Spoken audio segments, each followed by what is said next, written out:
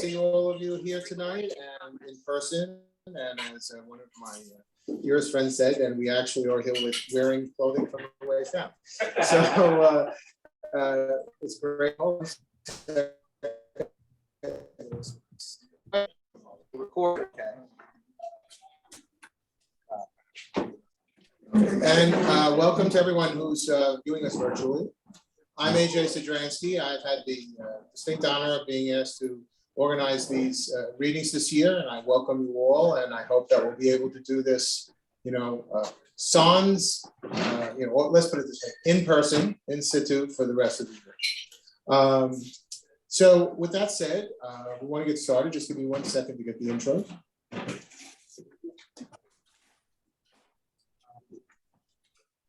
Also, before I introduce our first reader, there's a couple of logistical things, especially in terms of those of you coming up to read.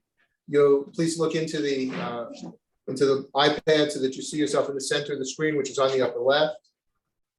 Make sure your head is in front of this behind you so that they actually see your face. And keep in mind that there's a leg coming out here from the microphone stand. We don't want you to trip. So with that said, let me introduce our first reader. James McWANY is the author of the Faithless Elector political suspense thriller trilogy, featuring the driven, conflicted Imogene Traeger, a by-the-numbers, if rarely by the book, FBI investigator comprising Faithless Elector. The third book, Emergency Powers, so chillingly real you pray it's not true, was launched to tremendous success in October of 2020. His fourth book, Bastard Verdict, is a noir thriller set in Scotland against the looming Second Scottish Independence Vote. His work has appeared in various collections, and his short story, The Ultimatum Games, appeared in January of this year in Rock and a Hard Place magazine, the winter #7 edition. His story, 8 o'clock sharp, also appeared in January 2022 in Retreats from Oblivion. I give you James McWANY.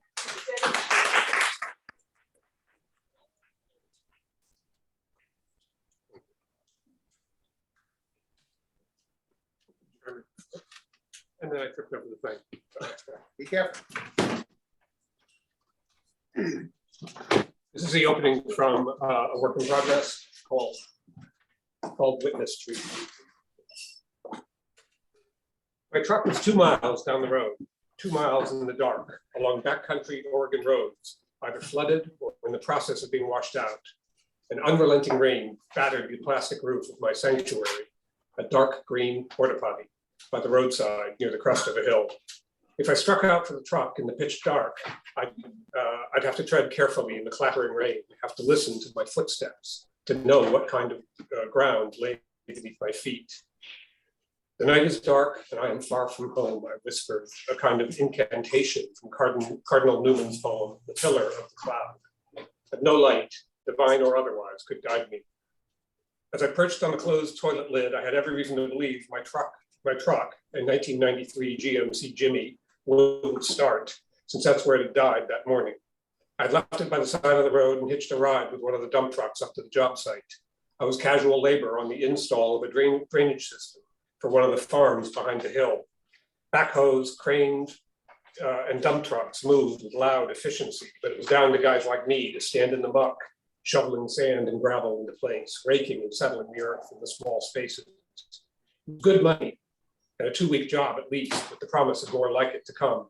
So desperate, eager idiot that I was, I had declined a ride back over and down the hill when the foreman left at the end of the day, a faint drizzle just then beginning. I'd like the optics of the last thing he saw being me shoveling away. But now I wondered how long I could stay in this toilet, breathing tea-berry scented chemical disinfectant and the vinegar fumes of whatever the hell the guys that were working in the nearby vineyard had eaten. I'd open the door every so often to draw in fresh, if damp, air. And when I would do so, I could almost make out the brass badge nailed to an ancient pine next to the gravel road. Though I couldn't read it now, I'd seen it in fading daylight when the drenching rain decided for me that a porta potty was a good refuge. DLC survey, witness to corner, it read, a state of Oregon land survey point. The witness tree was well chosen, alone at the crest of a rural hillside, flanked by hazelnut orchards and vineyards. You could see it for a mile or more in any direction. I loved that it was a witness, so much better than, say, marker. In between gulps of fresh air, bouts of self-recrimination, and thoughts of whether I should press on, I was cheered by the anachronistic analogs of script service. Though pondering it further, I also grew unsettled when I considered that its place and longevity had been bought in exchange for being an accomplice in the clearing and cultivation of previously heavily forested land, like a fink giving up its friends. When the door was open, I would also steal a glance toward a strange warehouse-like building set behind a wide gravel parking lot on the opposite side of the road from the edge of the vineyard. It had a flat roof, metal siding, and a covered lighted entryway, accented with a pair of potted yews and some geraniums. Of all things, it looked like a valet parking drop-off spot, tantalizingly dry and probably warm. But something about the place had made me decide that refuge in an evil-smelling toilet was the better choice. As I shivered in the darkness, I puzzled over the building. Warehouse? Winery? Clubhouse? Why was it there? What happened in it? A winery didn't seem likely, or there'd have been signage to that effect, so it wasn't associated with the nearby vineyard. And its gravel lot was full of well-appointed, nicely waxed pickup trucks, and a lot of those squat, pompous Ford Broncos sports, the Range Rover's fat, annoying little brother. But whose trucks? Hadn't seen or heard anyone come or go. Had seen no sign of life, and I'd been sitting there for hours. Assiduously male, and I say this as one, the building thrummed with the spiteful utilitarian belligerence of one of those gentlemen's clubs you see set back from a busy highway, complete with valet parking. But this was 2 miles from the nearest blacktop, and no coy double entendre signage, or signs of any kind, no windows either. Even the glass in the double front doors was tinted. Outside, rain battered the landscape, slapped an intense hollow rhythm on the plastic roof of the toilet. The raucous gush of newly formed streams in nearby ditches grew louder, and the bottom of the toilet seemed to sing like waves on a boat hull heard from inside the boat.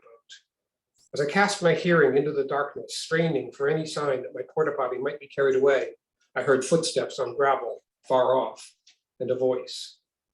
Just as I edged the door open, I heard a loud crack. In the parking lot, a man lay face down on the ground. 2 other men stood over him. One held a pistol. He fired 2 more times into the body in rapid succession, as casually and workmanlike as a carpenter with a nail gun securing a joist. They were about 40 or 50 yards away, but even at that distance, in the dim light from the covered entryway, I could see dark blood spreading across the gravel, mixed with the rain. The light was just strong enough that I could see their silhouettes clearly, and even somewhat make out the gunman. The other man headed back to me.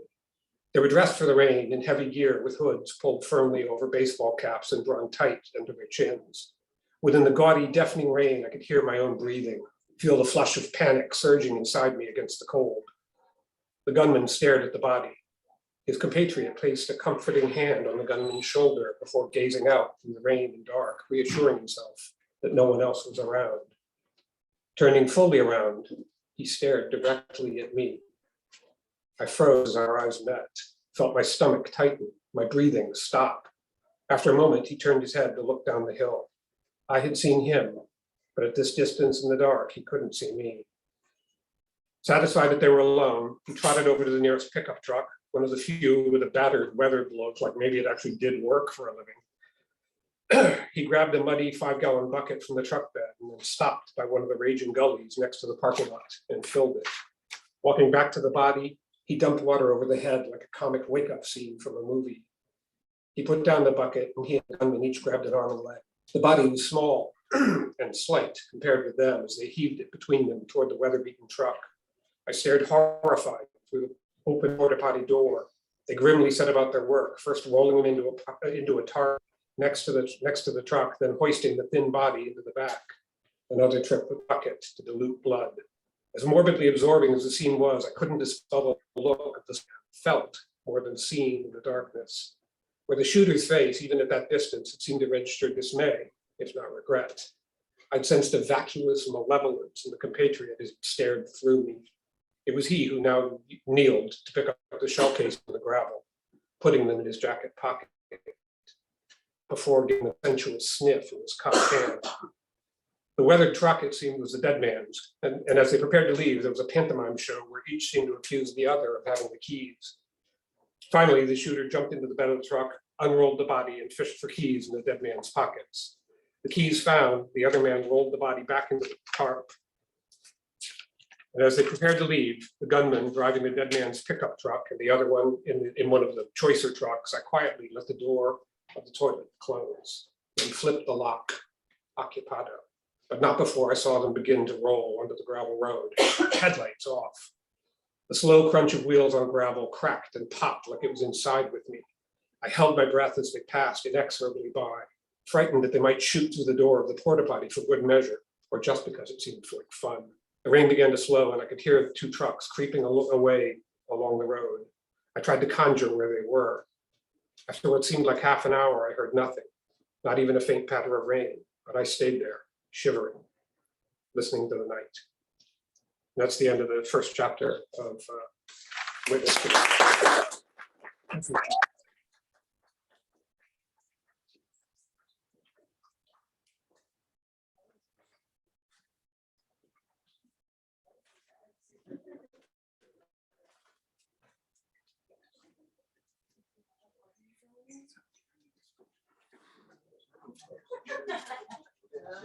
Thank you very much, Mr. McCrone.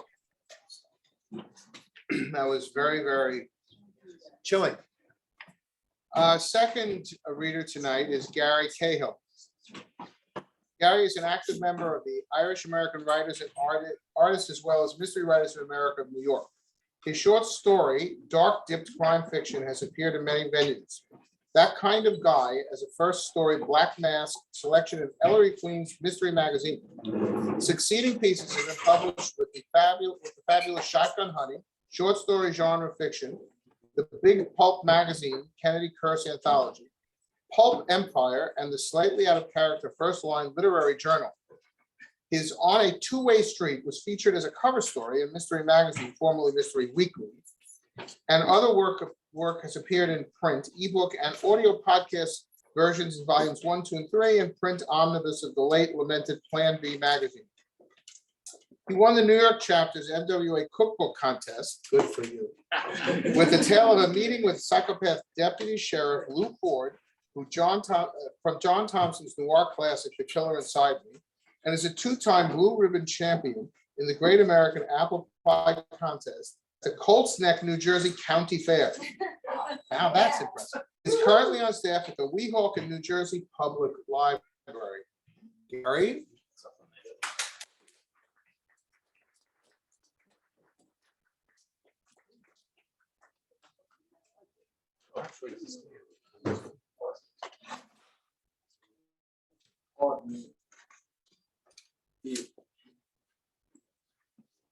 Supposed to get out of the way. All right.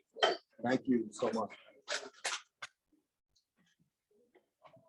Hello, hello. Thank you all so much. And thanks for having me in. Once again. Very first one back, and that was a scam on a house just like this and a very enthusiastic audience. And so I'm thrilled to be allowed to be back here so soon. This is a story that's still hunting for a home, but I keep revising it, so that will not happen until I get that done. For more cheese, please, based on some favorite themes in the life of mine.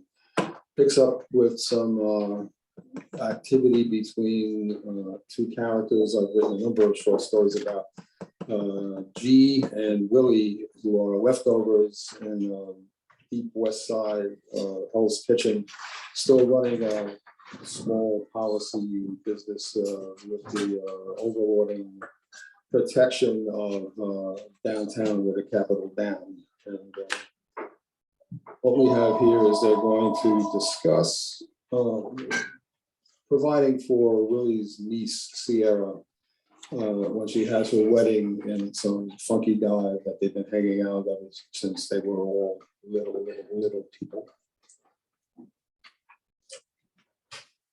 Willie's niece, Sierra, spelled her name like the mountains, and her parents all up in that persisty amber waves, great outdoors wonderment and its vernacular.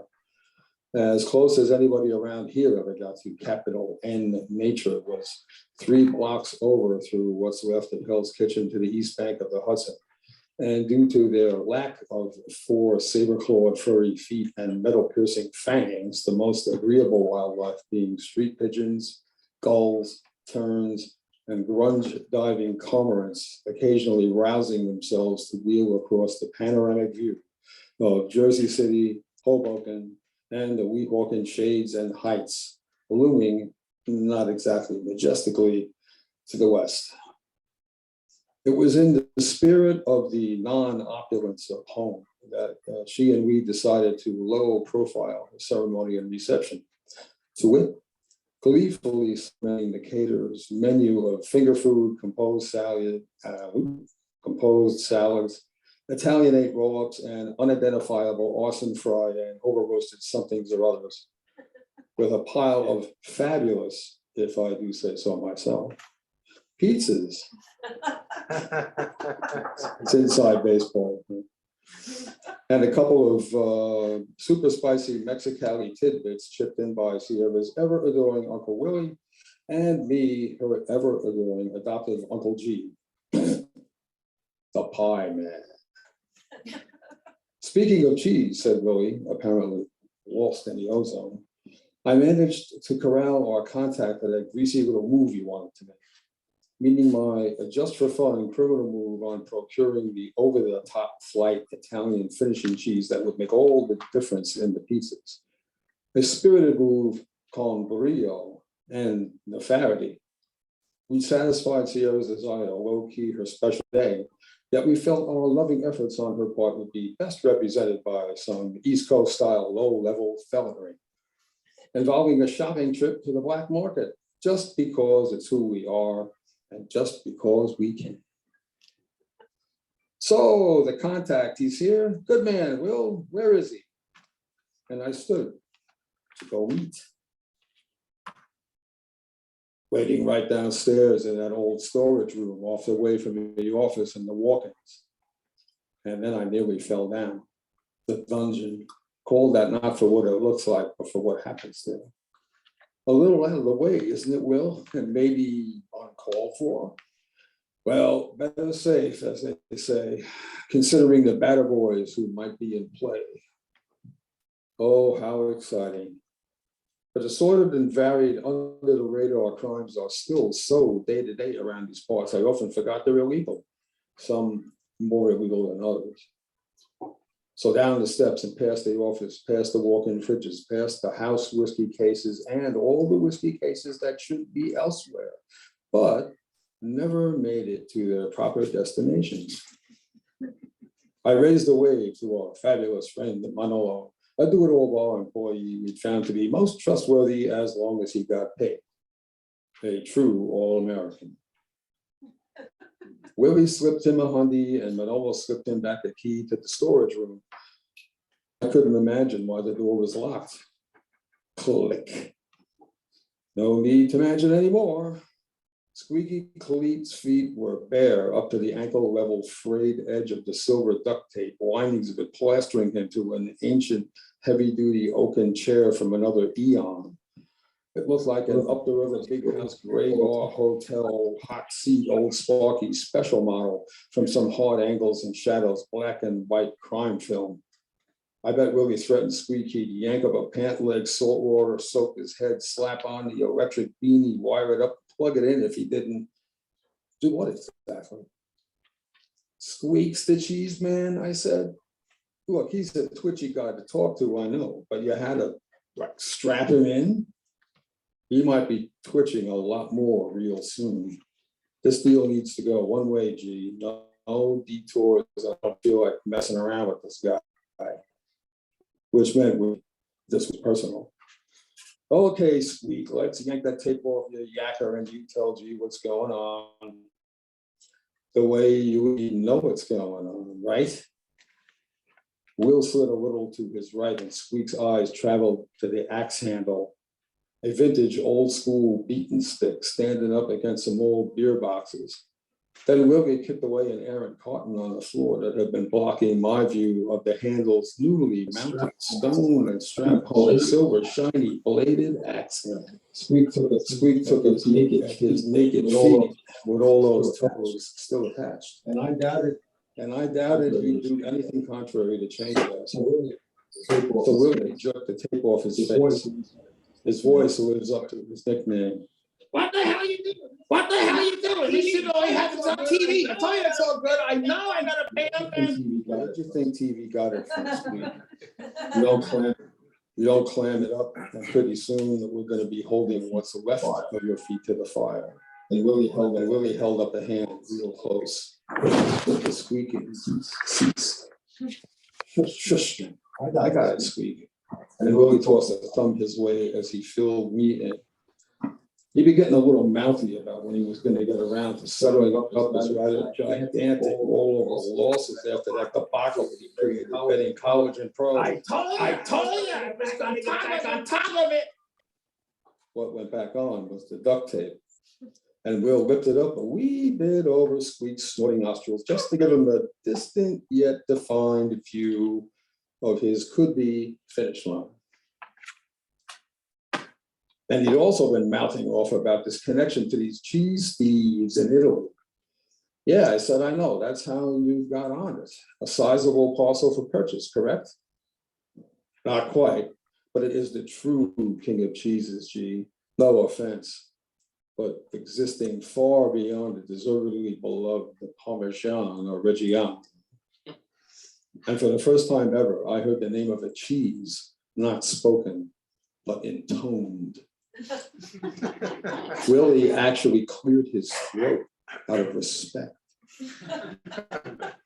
Ito Storico Rebel, aged 15, 18, 25 years, even more, and only a couple dozen guys are making it in one tiny farm town in the Italian Alps. And get this, it's an outlaw cheese, man.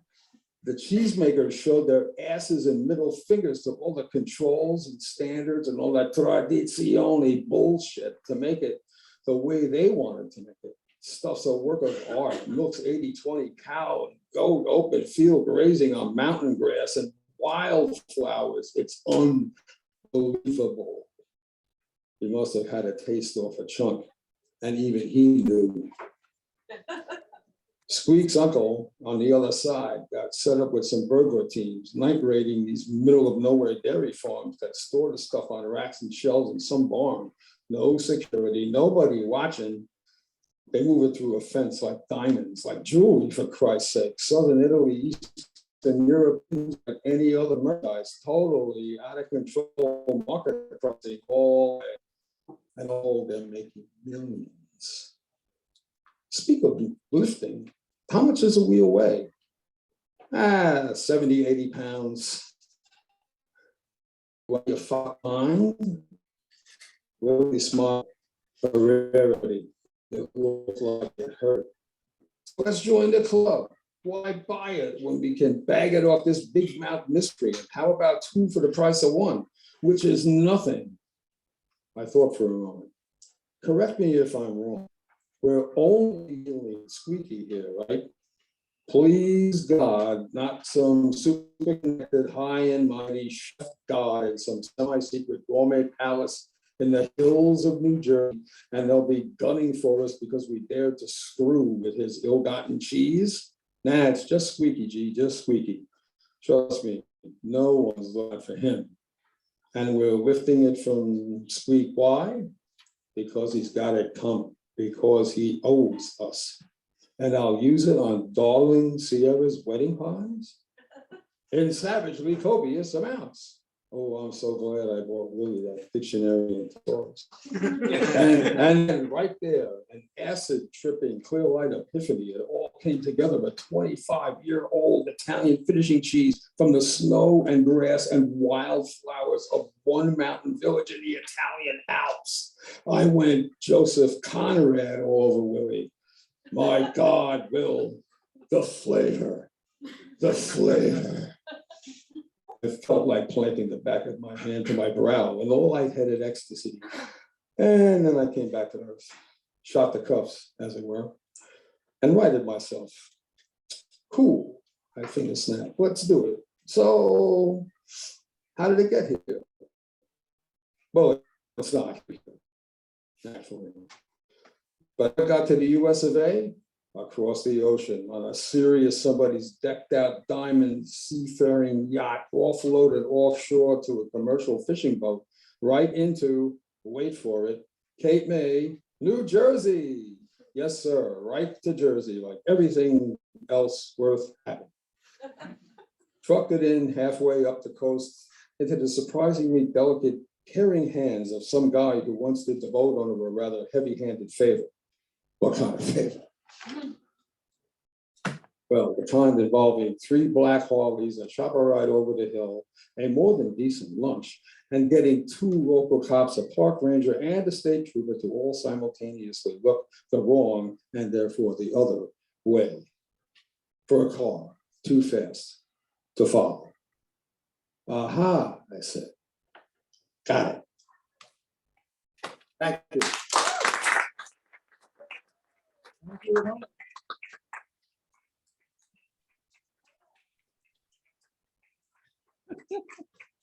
Thanks a lot.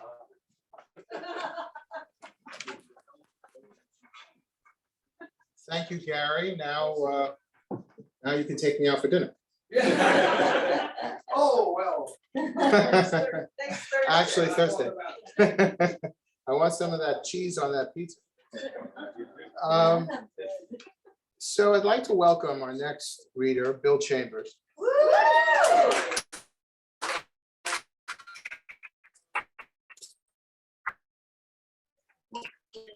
I see that. Are you drinking? Hints. You know, this coming Friday is actually, for those of you who probably don't know, the first night of Passover, where we traditionally drink 4 glasses of wine. So I'm telling you all tonight, in honor of that, you have to drink 4 glasses of something. Okay? So Bill joined MWA in 1968 at the age of 25. He had his first short story published in 1972 in Mike Shane's Mystery Magazine.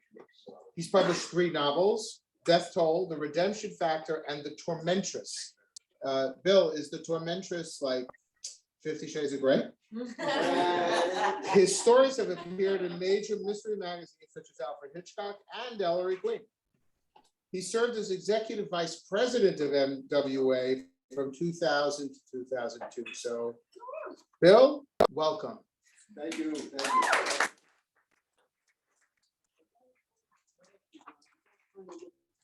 Oh, it's okay. I do that. I do like this. And like this.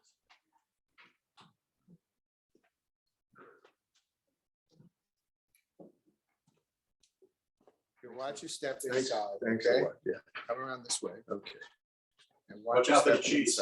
inside. And really watch out for that leg. Okay? Okay, I see. All right. You good, or should we bring this down a little? I don't know. Al, how do we lower that? That wasn't in my contract. You know, you gotta get the gripper. I think this one. We're gonna lower this mic view a little bit. Oh, okay.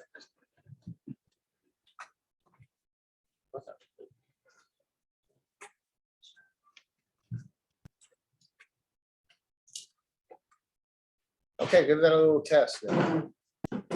Everybody hear me? Okay, there you go. Okay, before I start, I'm sure there's quite a few well-known people here. I have a friend, Chris Santangelo. He's in the back there somewhere. Knew him for a long time before I found out he was a television actor. He's somewhat surprised. So, so Chris, wave or so.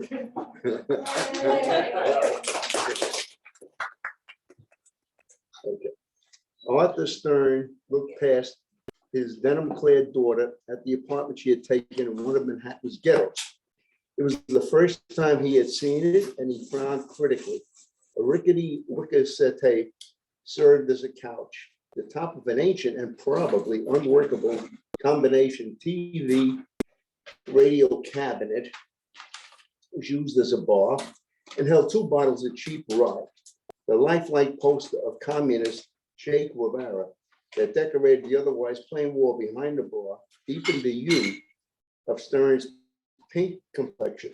Closing the door behind him, he handed her his coat and said, "God, Monica, there's not much to that blouse you're wearing." Monica stood on, she so on full fast. If I had been born a brush, these damn it isn't fun. Okay. Raising her hands like a hold-up victim, Monica retreated backward through the beaded curtains to her bedroom. She shouted from inside, "Hey, I'm glad you came to visit Dad. Thought I'd surprise you since you never visit me. I was going to get in touch with you, I'll bet, as I surprised my own. Nothing you might say or do would surprise me anymore."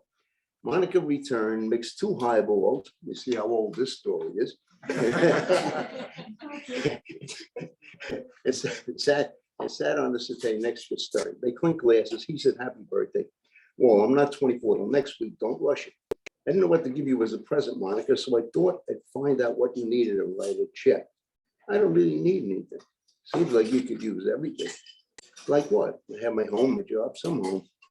The location's convenient for work. Yeah, toiling for peanuts among a bunch of savages. Daddy, please. I do social work because I have a conscience." Well, the conscience crossed the door, but leave her alone for band of slumbers. "You don't need me. These people do." "Need you? Do you think your mother, God rest her soul, and I slaved to build that mink farm just for ourselves?" Well, Monica failed to answer. Stern continued, "We did it to get you away from the city, the slums, and the kind of people who dwell in it. These kind of people are good people, Dad. All they need is some help. Oh, all they need is to get off their butts and help themselves like I did." Monica gulped her drink, took a deep breath, and said, "You've always been strong, Dad. That's why you can't understand people who are weak." The shrill buzz of the doorbell interrupted them, and Monica looked a little uncomfortable. Stern said, "Expecting company?" "No, not really." She fumbled with the buttons on her blouse. It might be Todd Humbert, another social worker, much more than that." A second, more insistent buzz made Stern wince. "Buzz him back, will you?" The sound of a man coming up the stairs was followed by a vigorous tapping on the door. Monica opened it and said, "Oh, hi, Todd." A tall, thin black man wearing a short leather jacket and blue jeans wrapped his arms around her waist, kissed her on both cheeks, and said, "You're looking bad, baby, super bad." Monica gently withdrew from his embrace and turned sheepishly toward her father. "Todd, I want you to meet Arthur Stern, my father." A bright smile flashed across the black man's face. He walked forward, hand extended, and said, "Mr. Stern, this is a pleasure, sir." Ignoring Todd completely, Stern rose. "Monica, my coat, please." The girl looked pleadingly at him, then went wordlessly into the bedroom. Todd sat down on the settee and stared silently at his outstretched hands and crossed ankles. Stern wrote out a check, handed it to Monica when she returned with his coat. "Fill in whatever you need. May I borrow your pen?" "Of course, here." Monica blinked steadily. Then she filled out the check and handed it back to him. The account read nothing.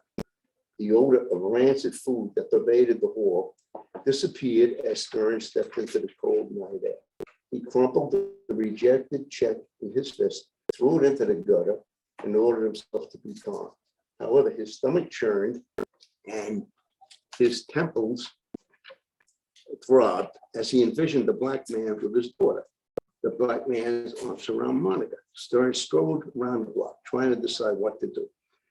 He could disown Monica and wash his hands of all responsibility toward her, but the very thought made him shudder. He could go home and hope time would heal the wounds, but what if that failed? Finally, he decided he could return to her apartment, make apologies, and in an effort to tolerate Humbert and start rebuilding their damaged relationship. Choice number 3 was the most logical, of course, so Stern swallowed his pride and marched back to his daughter's building. An elderly man who was leaving held the inner door open as Stern entered, making it unnecessary for him to ring the bell. A shaft of yellow light slanting from the recessed hall at the top of the stairs indicated a partially open apartment door. The sound of the familiar voices made him hesitate at the foot of the landing. He heard Tom Humbert say, "Don't feel bad, don't feel bad, hon. It's good to be snubbed occasionally." Humbert's ego. "Thanks for being so understanding, Todd. You're extra special. Marrying you will be the greatest thrill of my life." A sudden upsurge of blood pressure made Stern grip the banister rail for support. He had visions of friends and business associates sporting lewd grins and knowing leers. Damn it. He could stand her seeing Humbert, but not this, not married, a black son-in-law. Fist clenched, teeth gritting, he left the building again and ducked into the doorway of the abandoned house diagonally across the street. The burning hatred he was feeling now conjured up remembrances a quarter century old. His mind filled with reflections of Korea and other people different in skin color, an alien race that had threatened him and his fellow commandos, a threat he had eliminated with bullets, piano wire, and bare hands. Once again, after 25 years, he felt threatened. But this type of threat was different, wasn't it? New York wasn't a jungle, or was it? You couldn't react here the way you could in Korea, or could you? But the sight of Todd Humbert emerging several minutes later from Monica's hallway stimulated Stern's adrenal glands. He showed no sign. He remained still until the black man disappeared around the corner. Then he followed. After walking a deserted block, he pulled out, "Mr. Humbert." Todd Humbert glanced warily over his shoulder. "It's me, Arthur Stern." Stern broke into a trot to catch up. And breathlessly, "I'm going on angry words before you arrived. And I let my emotions get the best. I was just returning to apologize when I happened to see the black is out and jerking forward him in the groin. As Todd's legs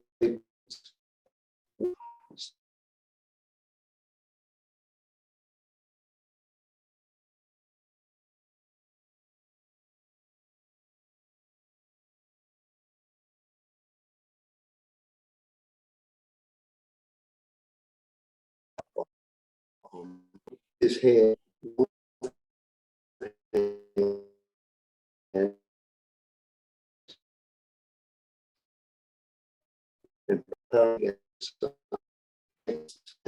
and twist his tie and tore his shirt. The facial cut he had received before falling bled enough to satisfy him. He knew that means the code would start with regularity in this section of New York City. He imagined how Monica would feel when her own father was victimized. It would be the lesson that would teach her to despise ghetto dwellers to the depths to which most of them can sink, and bring her home to her own kind, especially when his attacker was Todd Humbert. Yellow squares of light began flashing in various tenements, and somewhere a nearby window rattled open. Stern clutched his wounded face with one hand and staggered into the gutter, shouting for police. Arthur Stern gestured in disbelief as he spoke to the bored, flat-faced detective sitting across the desk from him. "As I told the patrolman, I was just walking along when this man attacked me." See, you called for the police, man.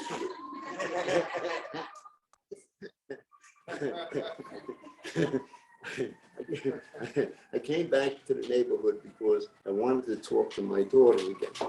You can imagine my shock, my horror, when the mugger turned out to be the man my daughter had introduced me to only an hour earlier. The man, my God, the man she was going to marry. The detective put his head through the door. "His daughter's here. Send her in." Monica, complexion drained, entered listlessly. Stern went to her and gently squeezed her shoulder, saying, "Thanks for coming, baby." She stood stiffly, not returning embrace. Instead, she said coldly, "I thought the handcuff murders." Stern felt a sudden chill on his back. He clutched her harder. "It was self-defense," he said. "Humbert tried to move me." Todd would never raise his hand in tolerance against anyone. It would be against his principles, his way of life. It was violent, you caused it. and I will tell that to a jury, you murdered someone very dear to me. It isn't murder when someone like that. Stern looked at the flat-faced detective who was watching him closely. Then he shook his head, hissed air through his clenched teeth and said, damn it, how could you even think of marrying him, Monica? Marry him? What are you talking about? Don't pretend. I came back to apologize tonight and overheard your conversation from the hall. He said marrying you would be the greatest thrill of his life. Monica stared at him for a long moment and she shrugged. And she shrugged his hands from her shoulders, fumbled through her purse and produced a snapshot of a blonde man in an army medical uniform. This is the surprise I had for you, Dad. Next month, I'm going to marry this man. Stern's eyes grew wide as they rested on the picture. He tried to speak, but his voice failed. For the first time in his life, Arthur Stern knew fear as Monica's tear-stained face moved from side to side, and he heard her say, Todd was going to marry me all right. He was an ordained minister. When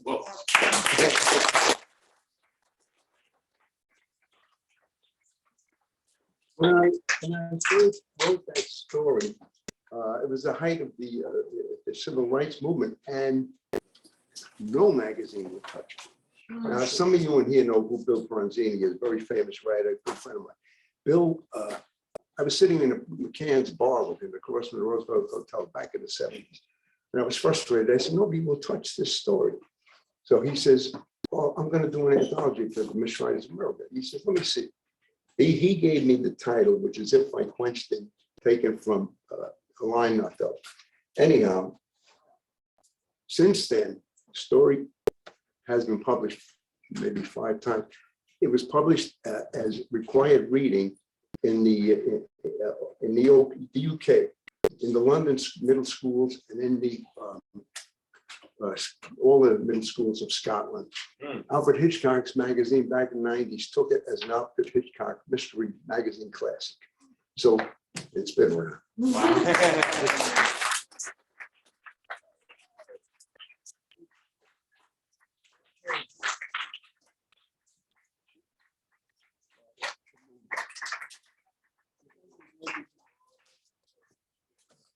Yeah, we're gonna do a little, okay. We're gonna do a little intermission now, so we'll take about a 10-minute break or so. And then we'll be back with 3 more.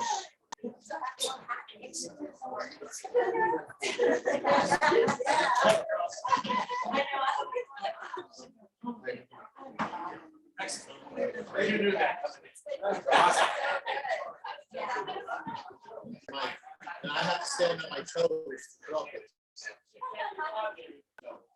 I do tall tales. Okay, so I hope everybody is enjoying the evening. We're gonna have our next reader is Tom Avitabile. Is that correct? Abitable. Avitabile. It goes with the cheese and the pizza. Sì. Avitabile. You know, I studied Italian for a while. That was my COVID project. Really? Yes, I'm stuck in the house. Not today. Hey, andiamo. I'm stuck in the house, and you know, there's only so much, you know, Googling of your friends you can do. And my wife is, you know, 20 feet away doing her job, and it's just it's marital bliss. So I decide that, you know, I have to have something to do, you know, over this period, because who knows how long this is going to go on for. So I Google Babbel, and Babbel is one of these online services. And you know, I did learn a little bit. The problem was if you then meet someone who speaks Italian, and you say, "Oh, I've been studying Italian," they say, "Oh, really? Say something." And you say one little thing, they start speaking to you in rapid fire Italian. And then they say, "Capito?" And I say, "No, non più." With that, Tom Abitale is a senior VP, creative director at a New York advertising firm. He's a writer, director, and producer with numerous film and television credits. I'll be speaking to you later about my optioning my books. And he's also a musician. Drums. Drums, very nice. So your parents let you have that? My mom was the whole key to the whole thing. That's really Allowed me to do nice. it, God bless I said I wanted a piano, my parents gave me a guitar. Yeah, go figure. Piano was too big to fit the living room. Tom, he has 4 #1 bestsellers and just released his latest thriller, Forgive Us Our Trespasses. He also teaches a course from writer to author at the Online Academy of Creative Skills. So I welcome you to the podium.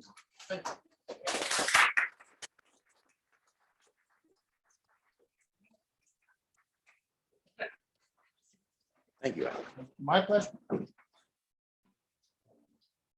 Hello, everyone. It's great to be out, isn't it? Okay, I'm going to read to you tonight from just released, Give Us Our Trespasses, which is the sequel to my #1 bestseller, Give Us This Day. Hold it for the TV camera. There you go. 2, 3, cut. All right, anyway. Because of certain issues with my eyes, I'm reading from my laptop with large type. You have no other room. Chapter 1. Every passenger fumbled to grab their armrest as the giant high-tech Boeing 787 Dreamliner, cruising at 33,000 feet over the Pacific, suddenly made a gut-wrenching lurch to the left. Everyone screamed and was terrorized. Everyone, except a man in 33A, who already had a grip on his open laptop and a smile on his face. 6 miles below, the plane was a mere dot in the cobalt blue Oahu, Hawaii sky, as Brooke Burrell Morton looked at her watch and then blew her whistle. Good go round. Okay, hit the showers. Remember, everybody's here at 1 p.m. tomorrow to drill before the game. The girls collected the soccer balls and brought them to the team's equipment manager, Jenny Capali, who stuffed the duffel bag and dragged it behind her as she walked off the field, slump-shouldered. Outside the locker room, Brooke waited for the teenage girl to head to class. Jenny, may I have a word with you? Yes, coach. Brooke didn't like this new bruise over her left cheek. She decided not to comment on it, but instead asked, do you have a dog? That confused high school junior. No. I just wanted to make sure because you've been moping around school and practice today like somebody ran over your puppy. Brooke tilted her head down and to the left to catch Jenny's averted eyes. Even though she ended the question with a lilt and a smile, the girl seemed to shrink and said in a weak tone, sorry, coach. And walked away. Brooke's coaxing smile was off. She wasn't woman returning to after the Friday. Chapter 2. It was the poster child, garage-born digital stardust, Dawn Monster. She was standing by a vinyl-wrapped satin blue BMW 850 in a spot with the name T. Capali on the concrete parking baluster. She had learned that Jenny's father, Tua Capali, was a superstar programmer for the company. She had also learned that through her old buddies at the FBI that he had a minor criminal record, mostly for bar fights, and in one case, killing a neighbor's cat. But that kind of rap sheet was almost normal for most Hawaiian males who grew up on the coffee plantations of Kona. It was a hard life in this otherwise paradisical environment, and this breed of islander lived by survival of the fittest rules. The fact that he had a usually high level of computer skills was his ticket out of that life. Brooke knew she was sticking her nose in where it didn't belong, but Jenny's bruises and recalcitrance were a sure sign of abuse.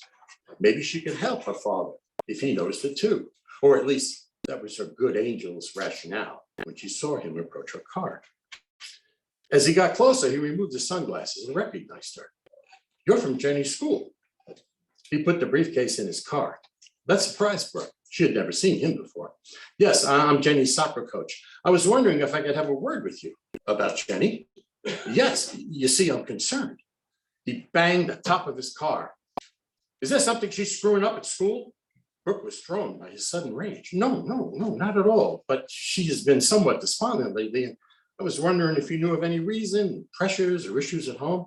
He looked her up and down, judging her. What are you getting at, Miss Brooke?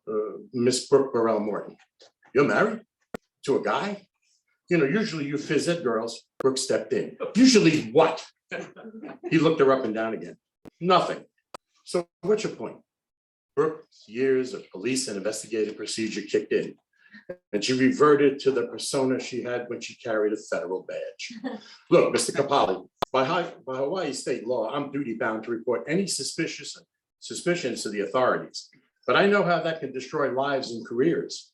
She looked over at the sleek edifice of the Unit Dynamics main office. Are you threatening me? Now he stepped in. She modified her instinct to physically stiff arm him and instead put her hand up in a stop gesture. Hey, back off. I'm just trying to give you a chance to fix this before. Before what, you skinny dyke? She put up both her hands rather than putting her fist in his face. Wow, you're out of control. I could see this was a mistake. Your big mistake, girlie. You forget all about this. You hear me? Brooke took a deep breath. Then she thought about Jenny. Brooke had training. She could floor this guy in several different ways and slap the cuffs on him before he took his next breath, if she still had cuffs. But Jenny could only put her hands up, cover her face, and take it. Are you beating your daughter? Does that make you feel like you're in charge? Things suck at work, taking it out on Jenny? Fuck you, bitch! All 260 pounds of Tokapali lunged at her. Brooke definitely deflected him and he fell, smashing his head into the side of the car's door, denting it. He fell to the ground, down and out for the count. A crowd of UD employees had formed, attracted by the yelling and the altercation. Most of them were in shock. Brooke used her command voice. Someone, call the police. I need some of you who saw this as witnesses. A 6-foot bald-headed man threaded through the crowd. I'm Lawson, head of Unit Dynamic Security. Ma'am, please step away from Mr. Polly. In a plain and declarative voice, free from excitement or exertion, she informed him, he attacked me and then he fell. Please step away, he said, as he helped groggy Capali to his feet. Are you okay, Mr. K? You want to press charges? Him press charges? He attacked me. Then she flashed on who she was now, an admiral's wife, in an altercation with a Conica Maioli, a white admiral's wife at that. This did not end well. She turned to the corporate cop. Do you care to take my name? No, he's not pressing charges, so why don't you just leave the property? Brooke surprised herself and decided to just walk away. Her rationale was that this Capali thug wasn't long for civilized society. He'd bring attention to himself again. She just hoped it wouldn't be by murdering his daughter. Chapter 3. 2 days later, as Brooke parked her car, she couldn't help worrying about Jenny. Had the big slob taken out his anger on his daughter? Is the poor thing cowered in her room, or worse, in an emergency room? Her mind was full of guilt. Gladys Goldstein, who parked next to her, was a school guidance counselor. Gladys, got a minute? Sure, Brooke. Brooke stopped walking. Gladys noticed and also stopped. She walked back, tilting her head. Gladys, Jenny Capali didn't show yesterday. I'm concerned, Brooke said. Gladys looked both ways and spoke in a lower voice. Are you talking about what concerns me as well? The bruises? Brooke said, yes.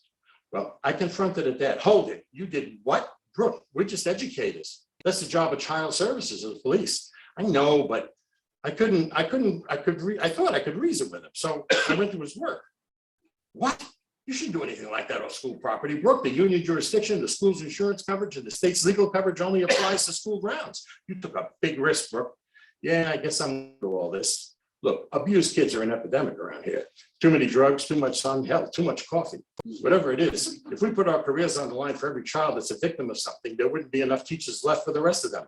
We have to let the authorities do their job. And we'll, at that moment, an Oahu police cruiser pulled up to the 2 women standing in the parking lot. 2 female officers got out and approached these ladies. Brooke had an immediate fear. Oh my God, Jenny's dead. One of the cops checked her phone. She held it up. On it was a picture that somebody who had witnessed the entire altercation had taken of Brooke standing over Capali in the parking lot 2 days before. Is it you?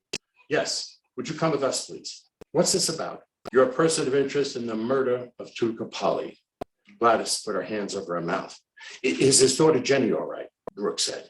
Please come with us, ma'am. The other cop opened the back door of the police car. Brooke turned to Gladys. Call Jenny. Text me that she's okay. Gladys nodded and hurried back to her office to get Jenny's number.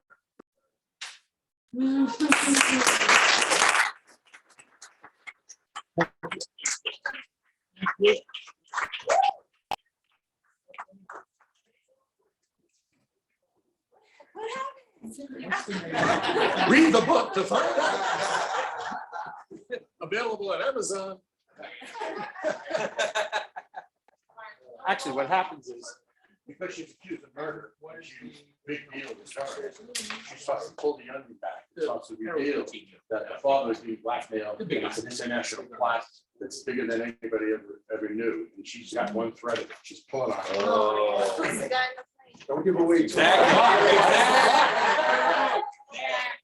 guy on the plane had a computer. And this guy was a programmer. Okay. Everybody's drinking. Book club.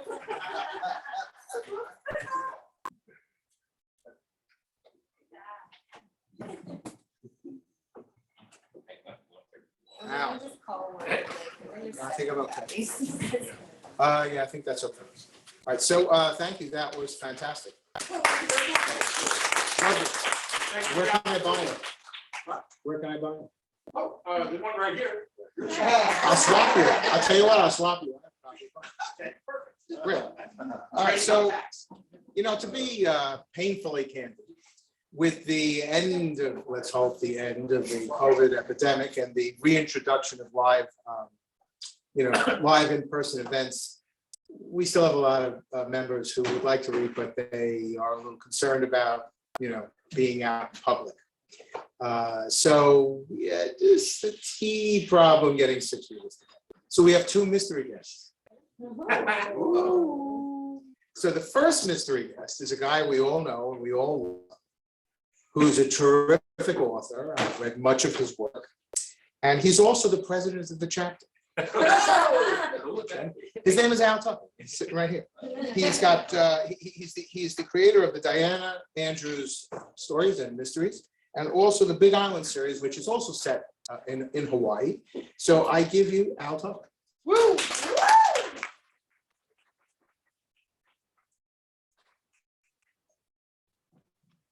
Thanks, Alan. Since there's never a good reason to leave Hawaii, we're going to stay there. The fourth novel in my Big Island series, called Blood Like Rain, just came out last year. But what I'm actually going to read is a flash-length story with some of the same characters from that series. And it's called Showtime. 350 pounds of attitude named Israel Aki stepped out of the jungle onto the beach. Showtime, said Coutinho. He glanced in the rearview mirror. Behind him, Kim had their surveillance camera ready. Iz looked in the direction of their stakeout vehicle. Coutinho reminded himself that it wouldn't help to hold his breath. He pictured what the big meth dealer would see, an aging Jeep Cherokee with an authentic coating of red mud from unpaved Big Island roads. The vehicle should blend in with a dozen others parked overnight in the beach lot. Never mind posted regulations. Coutinho and hidden, they hoped, by interior vehicles out, or he would exhaled. Damn it, go back, said Kim. Who? Is? Whose side are we on? Not is, her. From the direction of Hilo, a young woman came hiking along the beach. Coutinho took in her ash blonde hair and coordinated hiking outfit and summed her up in a moment. Northern European visitors to Hawaii tended to behave as if they were safe at home. Usually they got away with it. The problem this time might be the 5 young local men lounging on the sand and smoking pakalolo. They were burning several joints instead of passing one around, which meant Coutinho would find fresh burglary reports on his desk back at the office. Coutinho and Kim had been glad to see the young men because their presence reduced the possibility of collateral damage. Prudent local residents saw mokes like these and moved on to the next beach. But not this young woman. She kept coming. Coutinho beamed thought rays at her. Turn around and hike the other way. If he and Kim had to break cover and prevent a gang rape, 3 weeks of watching Iz would go to waste. The young woman stayed on course. Didn't she know enough to circle the young men at a distance? No, she planned to stalk right past the clump of testosterone. Coutinho caught himself praying that the Mokes had smoked enough marijuana to take the edge off their aggression or to make them slow to believe what they were seeing. One of the young men sat up. 2 others took their cue and did the same. The rest didn't move, but it was the stillness of predators. An unspoken plan passed from one to the next like a mental frisbee. Shit, said Kim. No cop could fail to see what was coming. With his left hand, Coutinho pulled his earpiece out and placed it on the dashboard. His other hand eased toward his fanny pack where his shield and block reassured him with their weight. Otherwise, he looked like any beachgoer in a t-shirt, board shorts, and flip-flops. If we got it, said Kim. He set the camera down beside it. Yeah, said Coutinho, before it gets worse. He pointed it at Iz, who had changed course. Instead of heading for the restrooms, he was now approaching the 5 young men. One of the young men got to his feet and pretended to ignore the young woman. As she started to pass him, he pivoted and planted himself in her path. Even from a distance, his smile looked more like a leer. The other young men also got up. As if they had practiced the maneuver many times, they surrounded her in an instant. Iz was closing in on the group. Kim opened the rear door of the Jeep, but Coutinho held up his hand. Wait. He thought he saw something in the huge man's stride. Iz reached the young man. He didn't wait for introductions. He threw his right fist and then his left. 2 Mokes dropped like ripe mangoes. Iz grabbed 2 more heads and banged them together with the same result. That left 1 young man standing, but he took the prudent course and ran toward Hilo as fast as the sand would allow his feet to churn. The young woman stood gaping as she realized what had nearly happened. Iz spoke to her and wagged his finger to emphasize his point. She listened, and Coutinho could see tears of relief on her face. Her lips formed the words, "Thank you." Iz nodded. He turned and started trudging back toward the men's room. Coutinho reached over the seat and tapped Kim's knee. Just in time, Kim lifted the camera to photograph Iz as he disappeared through the door. Coutinho felt around on the dashboard and found the earpiece. He inserted it and hoped he hadn't missed anything important. "Iz," said a voice in his ear. "How's it, brah?" The voice belonged to their borrowed undercover from Honolulu. Coutinho didn't look at Kim, who didn't look back. "Showtime," said Coutinho.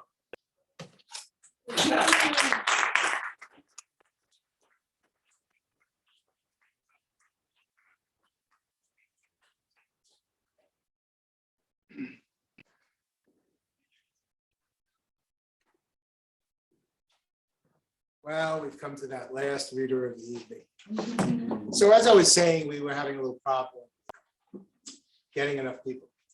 And at the risk of, the sin of self-promotion, as a writer, I tend to have a little bit of an issue with rejection, because that's all we get. There's sometimes you hear from a reader who actually read your book or your short story and say, "Wow, you changed my life." And that's fantastic, but most of the time you hear from agents and publishers and magazine people who say, they give you letters, "We really enjoyed your work. It has tremendous merit. You're going to be a very famous writer someday, but it's not for us." Okay, thank you. So I sent out so much email begging people to speak, and so many people either couldn't make it, had previous engagements, other activities tonight, or were afraid of the fact that they'd be in a room with no ventilation. I finally said, "You know what? I'm going to be the last speaker, so you're stuck with me." So I'm going to read to you from my last book that I published, which is called Forgiving Stephen Redmond. So Forgiving Stephen Redmond is actually the second book in a 3-book series, but it was published third. And I call this the Forgiving series, and it's the immediate follow-up to the first book, which was called Forgiving Maximo Rothman. Forgiving Maximo Rothman was described as a history wrapped in a mystery, wrapped in a love story by a reviewer. And after I originally envisioned that as a standalone novel, but I would go to speak to groups about the book, and they would say, "You left so many loose ends, you're going to write another one?" And I did, 2 more. For whatever reason, the muse was upon me for the third part of the story before the second part of the story. So eventually I got around to this. And this is a police procedural, but it's also a cold case. So with no further ado, I give you me. Okay.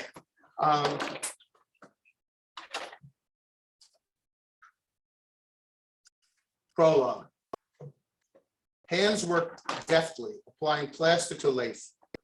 With each application, the face of a dead man receded a bit more into darkness, never to be seen or heard from again. The plasterer found that satisfying. This criminal didn't deserve the propriety of remembrance. His name would be blotted out, forever erased from memory. At the same time, an ache settled into the plasterer's soul, one that he knew would never leave him. He'd gotten what he wanted, but it didn't feel right. It didn't feel the way he expected it to feel. How empty, how devoid of satisfaction this revenge was. Not at all what he'd imagined. He planned it out, choreographed it like a ballet, but in the end, the dance took on a life of its own. The story wrote its own ending. Before placing the last lump of plaster on the wire mesh, the plasterer stared at the face inside one final time. Unexpectedly, though, he recognized the face in death. It was in some way different than in life. In life, this face had been calculating, self-important, overly confident. In death, it appeared confused. It would wear this expression for eternity. With all of its cockiness, it never saw what was coming. And when death came, this face was shocked and would remain so forever. The plasterer spread the last of the wet, sandy putty like mortar over the fine mesh encasing the dead man forever. He smoothed it out, the wall becoming whole again. Tomorrow he would paint the entire room. His stomach turned a bit, as if he were about to vomit, but there was nothing in it to expel. He hadn't eaten in hours. He kept the dry heave at bay, straightened himself up, and stretched his arms high into the air and behind his head. Bits of half-dried plaster flying off his clothes and hair. Memory overwhelmed him, yet there was no satisfaction. Even this was not enough, but it would have to be. The dead were buried now, both here and in Santo Domingo. Life would go on, perhaps he would too, if he could ever learn to forgive himself. Chapter 1, I'm going to proceed in the middle of chapter 1, which is in the present day. And we're going to start where our detectives, Toya Kurchenko and Pete Gonzalez, who were partners at the 33rd Precinct in Washington Heights, get a phone call from their captain. As they entered Mi País Market at the corner of 185th Street and St. Nicholas Avenue, Toya's cell phone rang. The unique ringtone indicated it was the captain. Toya put it on speaker. "Where are you boys?" "Coming back from lunch." "Where exactly?" Toya looked at Pete. "St. Nick and 185th. "Picking up a few things for the wife for dinner?" Toya didn't respond. "Take me off the speaker." Toya touched the screen and placed the phone in his ear. "Swing by the construction site on 187th between Wadsworth and Broadway," the captain said. "We just got a phone call. They found a dead body in the building." The three wood frame houses on the north side of West 187th Street between Broadway and Wadsworth stood hanging on the side of a steep hill for some 70 years. They'd been vacant for as long as Toya could remember. Now they were finally coming down to be replaced by a new luxury apartment building, the other half of the change in the neighborhood. While the Dominican community centered around St. Nicholas was thinning out, replaced by newly arrived Mexican immigrants, a fact Pete was constantly complaining about. The Russian immigrants, old German ladies, Orthodox Jews, and aging retired teachers and civil servants that formed the white community west of Broadway was becoming younger, richer, and more hip. Washington Heights was the last frontier in Manhattan. What was more significant, the line between the white community west of Broadway and the Latino community east was blurring. Luxury apartments east of Broadway, geared to these refugees from lower Manhattan and hipster Brooklyn, were now a fact of community life. "Excuse me," Toya shouted to the crowd of construction workers huddled in front of the entrance to the site. He and Pete waved their badges as they slogged down the hill for its crest at Wadsworth Avenue. Beads of sweat dripped from Toya's neck down his back. Toya glanced over at Pete. As always, the heat didn't seem to affect him at all. "Who is the foreman?" Toya called out. A large, squat, burly man wearing a wife beater and a construction helmet stuffed forward. "That would be me. Afternoon, officers." "That would be detectives," Toya said. "Detective Kurchenko." Toya took the foreman's hand. "And this is my partner, Detective Gonzalez. Thanks for coming so quickly." We were around the corner. Toya surveyed the demolition crew. They were dusty and sweating, some drinking from plastic water bottles, some smoking, almost all Latino. "You might want to send them home," he said. "This is a crime scene. They won't be working anymore today." The foreman lifted his eyebrows. "Wow, I don't have the authority to do that. I'm going to have to call the office. Can you guys give me a minute?" "Sure," replied Toya. "In the meantime," Pete said, "can we speak to the men who found the body?" "Martinez, Abreu, come over here," the foreman called. Two men walked hesitantly up the hill. Both of their one was tall and thin, short and very muscular. "Inglés or Espanol?" Toya asked. The men looked at each other. "Espanol," they replied, nearly in unison. Toya smiled at Pete. "It's all yours." Pete pulled the men aside. Toya listened with one ear while monitoring the foreman's frenetic phone conversation with the other. He laughed to himself.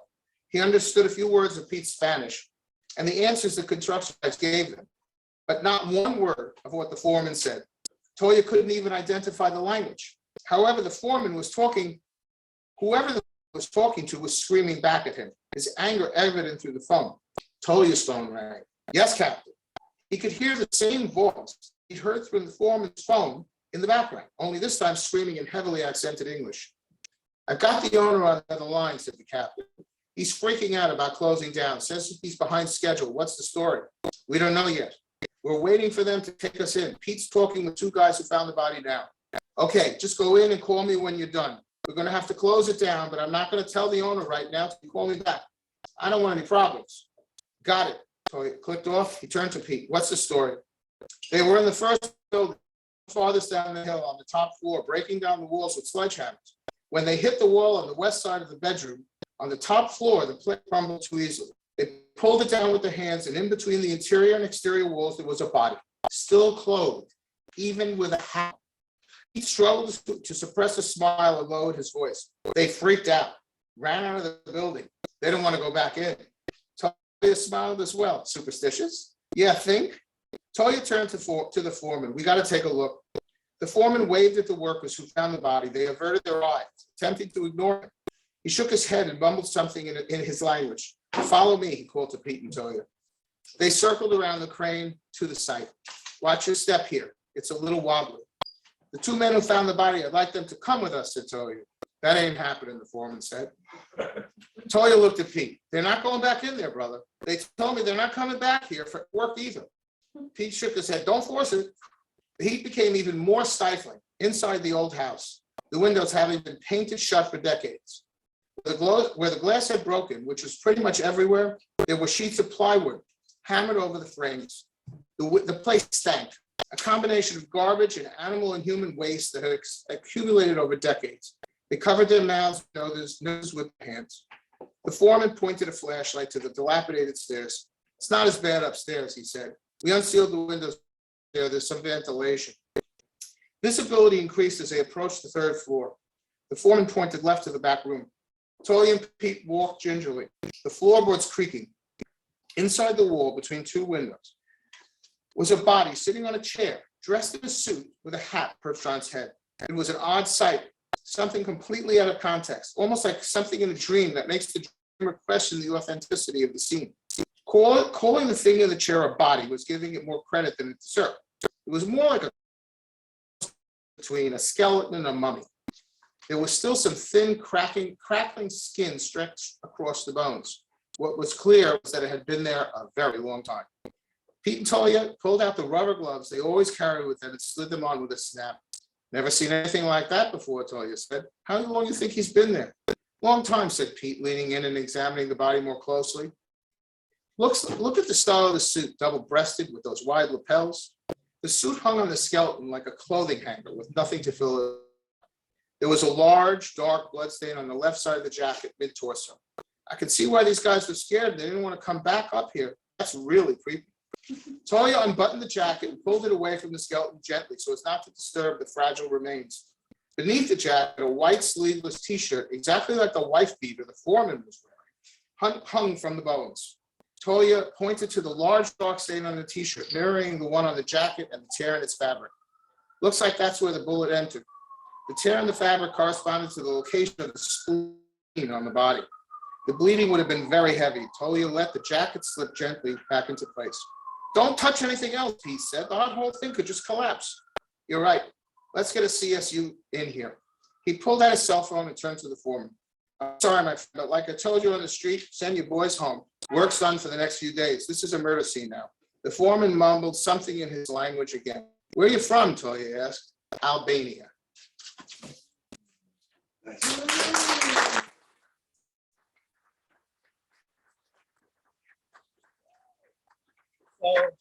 thank you all very much, and it's been a pleasure.